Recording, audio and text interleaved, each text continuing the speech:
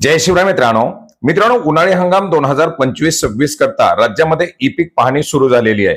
E पीक पाहणीच्या mobile ऍप्लिकेशनच्या माध्यमातून आता शेतकऱ्यांना उन्हाळी हंगामाची ई पीक पाहणी करता येणार आहे।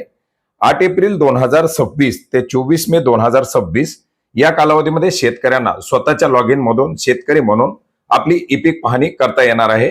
तर 25 मे ते 8 जुलै 2026 या कालावधीमध्ये सहाय्यकाच्या माध्यमातून उन्हाळी हंगामाची ई पीक पाहणी केली जाणार आहे। मित्रांनो, शेतकऱ्यांची सध्या शेतात उभी असलेली पिकं, कायम पड ज्याच्यामध्ये बोर असेल, विहीर असेल किंवा इतर काही चराई पड असतील, अशा प्रकारचे जे काही ई पीक पाहणीच्या बाबी असतील त्या शेतकऱ्यांना 8 एप्रिल ते 24 मे 2026 या कालावधीमध्ये करता येणार आहेत।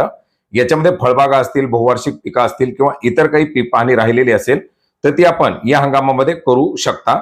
मित्रांनो, ई पीक पाहणी केली तरच अवकाळी पाऊस असेल, गारपीट असेल किंवा नैसर्गिक आपत्तीच्या विविध नुकसान भरपाई असतील किंवा शासनाचं काही दिलं जाणारं अनुदान असेल, या बाबींचा लाभ दिला जातो। त्याच्यामुळे आपली जर फळबागा किंवा इतर काही कायम पडची ई पीक पाहणी करायची राहिली असेल, सातबाऱ्यावरती आपली बोर किंवा विहिरीची नोंद करायची राहिली असेल तर आपण या कालावधीमध्ये उन्हाळी ई पीक पाहणीमध्ये करू शकता। ही ई पीक पाहणी कशी करायची याच्याबद्दल आपण यापूर्वी माहिती घेतलेली, त्याचा व्हिडिओवरती तुम्ही सजेशन मध्ये किंवा डिस्क्रिप्शन बॉक्स मध्ये सुद्धा पाहू शकता।